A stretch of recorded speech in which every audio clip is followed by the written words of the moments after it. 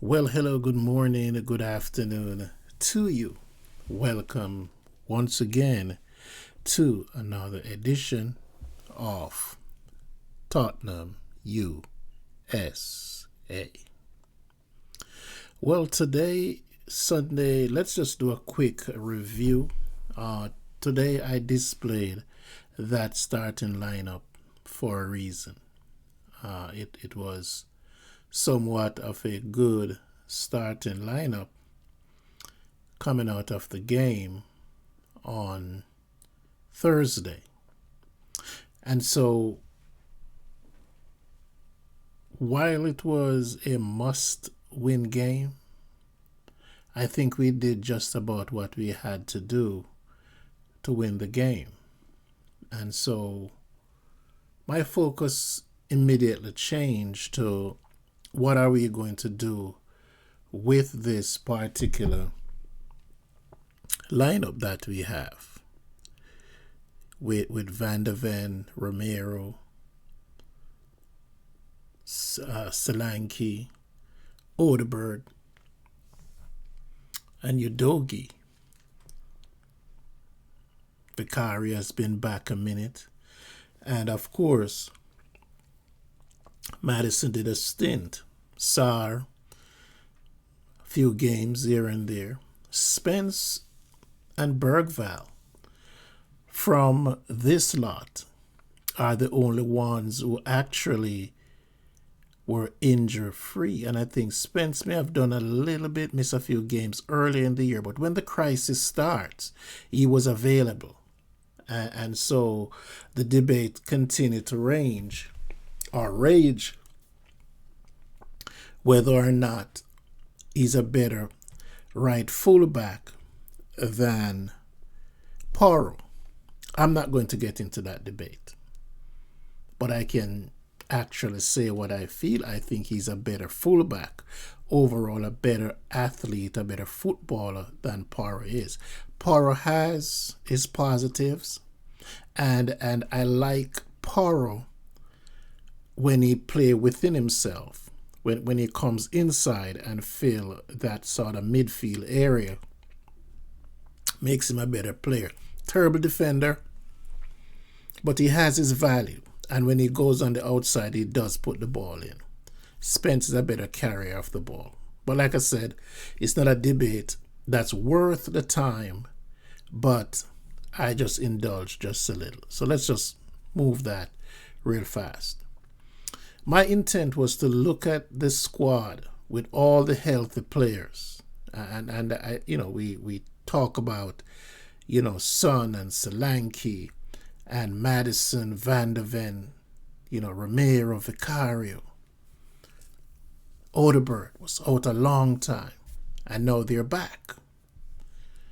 And so the results, while it was important on Thursday, today's result wasn't all that important in the big scheme of things. And before you get me wrong, I'm not saying that because we're so far behind and there's nothing that we can achieve pretty much in terms of getting to a position where we can qualify for anything. So that's lost. But you have to be able to play and play for the club and put some respect to what and how you're doing and how you're going to finish. You want to look back and you want to say, well, from October, November, straight on through December, we had an injury crisis. I don't think the back office did anything of note, bringing in Danzo and Tell, the dying hours. What were these guys doing? And so we go back to the old excuse. Injuries are the reason why we are where we are. And so when the injuries, all the injured are back, and we have zero to gain up or down, We're not going to be relegated. That battle is over. We're not going to end up in a scrap. I have enough confidence we're not going to. But what we should be looking forward to is how we are going to play not only this year, and this year is important, how we're going to play in the Europa. How are we going to take on Frankfurt? What kind of lineup are we going to use against Frankfurt? And are these guys now who are back? What are the combination? Now that you have gone through an injured crisis, and you see who will step up. Does the original starters get back their position? That's up to the manager. We know that a lot of the players, I can name a few, Archie Gray, Spence, Bergvall, were definitely used out of convenience. And that convenience was because we have a litany of injuries. And so if you don't get my drift, I'm pointing my direction towards, or my conversation towards the direction of the manager. Because we heard that he could not put his best team forward because of so many injuries. And so now we're back. We have Dragushin out. He was going to be on the bench. We have Danza out. Once Romero comes back, he was going to be on the bench. Kulusevski, maybe he would have been in there for Odeberg. I have my theory on Kulusevski playing with Madison, but he's injured. He's injured right now. Odeberg should get the opportunity to play in that position. I don't think Johnson is pulling up any trees. Pardon me. Goal scorer. But where he's ending up, I don't think the manager is designing that side of the field to take advantage of Brennan Johnson's ability. And I don't think, even if Brennan Johnson leaves Tottenham, I don't think actually that he's going to be any better unless he work on it and be able to take his man on and beat his man. He's going to be a mediocre winger. He's going to be a mediocre forward. He's going to be a guy who can score some goals, but ineffective. He's lazy. Doesn't put a lot of effort off the ball into his game. And so he's going to be the odd man out. Again, I don't trust Kulusevski being my number 10 or my number 8 for starters, right? Because what that means, it means that Madison is not going to start, our Bergvall. More Madison than Bergvall. If he decided that, well then, Madison is too inconsistent. But what Madison brings to the table, Bergvall has a little bit of that in him, is that Madison can put his foot on the ball, and that is important. To slow the pace, check the pace, get everybody in their position. You saw what happened with that lineup today. Who was 6, who was 8, who was 10? Who knows? There's zero creativity with a team out there when we're trying to build towards playing in Europe. And so I couldn't see what was so important to make that drastic of a change from one game to the other. This game is supposed to be one that we're building on. And we're looking for the best 11. If your best 11 include Kulusevski, then we understand that he's out. So let's bring Odeberg in. My theory, and this is why I said I don't trust Ange. If Kulusevski was healthy, chances are Odeberg would not have seen the pitch for the significant amount of minutes that he has. Or in that case, if he was going to go with Odeberg, Madison would not have started. And so I can't track what the manager is actually doing. I can't settle myself and say, yes, there are some expectation based on the last game. Odegaard came out flying, scored 2 goals. He sat on the bench for almost the entire game. And so you try to see what the manager is doing, and it has to make sense. When you put the lineup out there, you want to say, what is he thinking? And you're supposed to be able, as an analyst, look at the lineup and said, I understand what he's trying to achieve.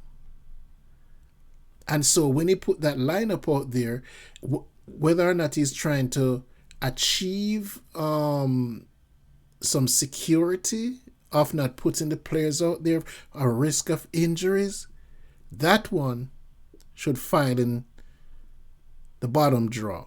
You can protect players from injury. They can get up tomorrow morning and slip in the shower. Football is a contact sport. And while I would say, okay, you don't want to risk Van de Ven, right? I give you that. But when you look at the others that are in there, you are supposed to be building towards a specific goal. And what's a specific goal? The only thing of significance is the Europa League, the Europa Cup.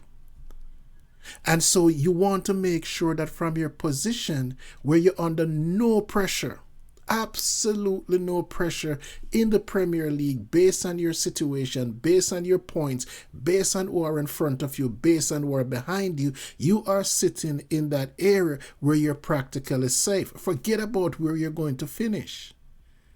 Where you're going to finish now becomes irrelevant. Really, really and truly irrelevant. And so now you start to work on the chemistry. Because remember now, you told me, or all of us, that you have an injury problem and therefore you could not pick the best team. And I argue against that even though you have injuries, your tactics have not proven that without the injuries, you could have done better, would have done better. And it's only proving the point right now. Because here we are with an international break coming up. And if you were resting a player, why would you play Solanke so long, even though he's coming back from an injury, if you're trying to protect him, if you're trying to protect Van de Ven? Why not protect Solanke, who you practically don't have a replacement for? I don't think Dane Scarlett is ready. So what were you protecting? What message were you sending that would have been of noteworthy, that this is the reason the manager does that? There was no need for rotation. Solanke runs his ass off because he has nobody behind him to pass him the ball. And I did not watch any post game because I want to keep my own thoughts together. And I broke the rule. I went on and I saw a post from Cowlin where he's blasting Bissouma. And when you start Gray, where was Bissouma playing? The team that you put out there with Bentancur, who was supposed to be the creative player of the lot? You have Archie Gray, so you have 3 6s out there, in my opinion. We can talk all year that Bissouma is not a number 8 and is not a number 6 and Bentancur is not a number 6. But for this team, for what we have, He's a number 6, and he has not played in the position that you're asking him to play at this juncture, when you're supposed to be preparing the team, gelling the team, so that we know what everyone is doing. Madison knows what Bergvall is doing, and Sarr, whoever is going to be the creative set of players, they all need to be out there figuring out how are we going to get the ball to Solanke. And you're going to blast Bissouma when he has not played in an attacking role. Gray, who was going to play anyway, because Gray is so versatile, he's going to cover 5 positions, whichever one comes first, coming off the bench. You could have easily slot him in for Ramiro, which you end up doing to protect him, because you have to now move him from the midfield and put him in defense. And so even though Gray has excelled, this is not the time for experiment. This is the time to say, who is going to be my number 6 for the rest of the year? Because I need a number 6 to anchor the team. Because I have an important match in Frankfurt coming up in a month's time. And in between that, I'm going to lose time because we have an international break. And so when they come back, now you have to go figure out if you're going to play Archie Gray as the number 6 and how much time you're going to give him to get up to speed. Because that's pretty much what you're saying. There's nothing else to be interpreted from playing Archie Gray as the number 6. And so when we come back, my expectation is that Archie Gray is going to be the number 6. And whatever happened through the substitutions and stuff like that, injury to the back line, then we know he can go there. But it's a bad message. It's a wrong message to send. I don't think Gray should play at 6 for the rest of the year, unless it's an emergency. And today was never an emergency. You had 2 fit number 6 that you could have put together. And furthermore, you just screwed up the entire midfield, who is supposed to be working out how are we going to get the ball? How are we going to play together with the back line, with the strikers and wingers? What was the objective of the team that went out there today? This team right here that you're looking at on the screen, you can take one player out of that, and it's Odobert for Kulusevski, because you're going to want to play Kulusevski. So have Kulusevski. Just don't play him in the middle. And that what you're looking at right there, with every healthy body that you have, that is supposed to be your first 11, your lineup that you're going to run out there for every game until Frankfurt, unless something really happens, unless someone really fall off of their form. That is supposed to be the closest you'll get to the team that you're going to run out there when we play Frankfurt in the first round. So how are you chopping and changing when number 1, you have all the players back, and you have been saying for months, I cannot put my best team out there because I have injuries. Now that the injuries are over,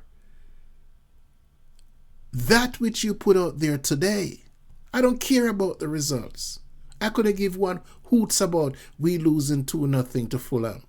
What I care about is that the manager who said that he did not have his players turn around and put that out there to represent us today. That is brain numbing, to say the least. And I made this comment before, and I'm going to repeat the comment I made it to myself. I will never, ever root against Spurs. I've been rooting for Spurs for 40... I've been rooting for them since I was a teenager. So I'm way up in the 40s in terms of the time I've been rooting for Spurs. I've rooted for Spurs since I was in high school. Proper. 78, 79 to be exact. And I will never root against Spurs for any reason whatsoever, no matter what the circumstances is. I will never ever root against Spurs. But the thing that I said to myself, I said, we're going to win this game on Thursday, right? And instead of we talking about Ange getting fired Friday morning, if we lose, we're going to have to put up with shit like this that we experienced Sunday, because he just buy himself some time. Because the man is clueless. The team we played against AZ is weak. And I would want him to win. That's the contradictory part of what I'm saying. In my heart, I want him to do well because I'm a Spurs fan. In my heart, I want us to win the rest of the games that we have in the Premier League because I'm a Spurs fan. That's what hurts when you look at what the manager is doing. And the noise, it's defending. Every time you're defending something that the entire world is asking, why are you doing this?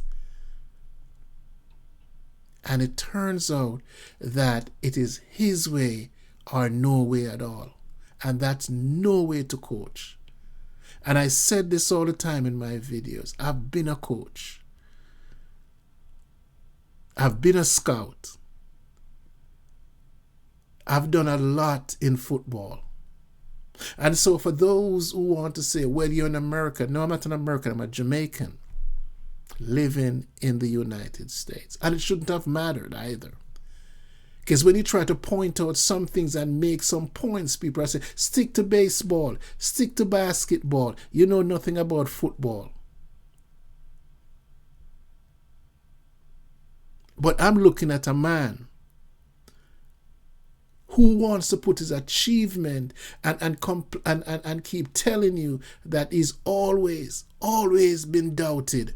These are the reasons why you've always been doubted. Because you believe so much in yourself that nothing else comes before that. You have to have some form of adaptation. I'm too old to keep going through projects after projects, and he doesn't understand that.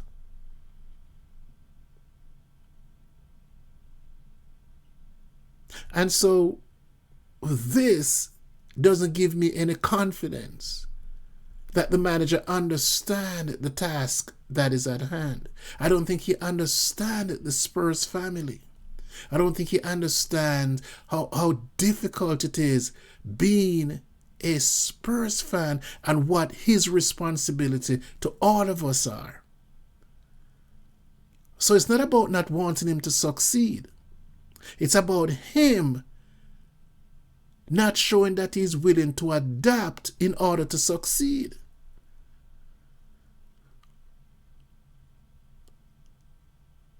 So for me, I'm just going to bite it. Bite it.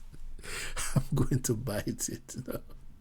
I'm going to just, I'm going to hold on for dear life and, with my support. Because I'm going to support him 100%. That's the thing with it. I want him gone. But I'm going to support him on match day. Because I want us to win. I want us to win the Europa. But I'm not getting the confidence that this manager, even though it take us this far, I don't want to feel like we're winning in spite of what he's doing. He's going to get credit.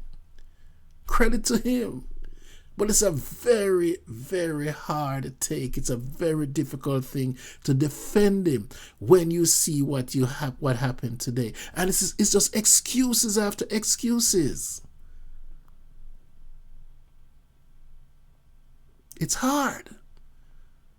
Very, very hard to take. These are the games that you are supposed to be molding your team. Get the best starting 11. You're supposed to right now start trimming the fat.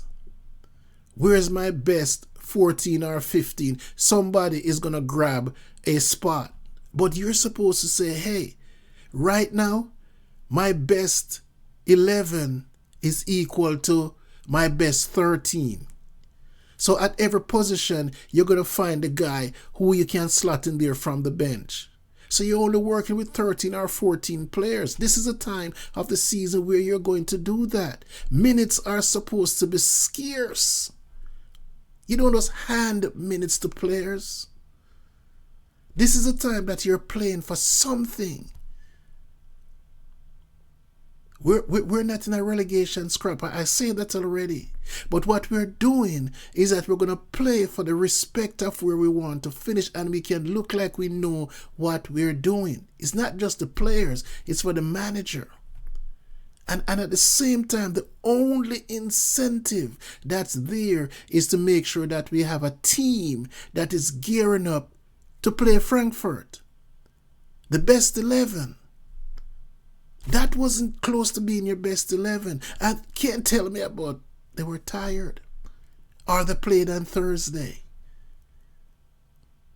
They just came back from injuries. No one has played 3-4 games on a trot.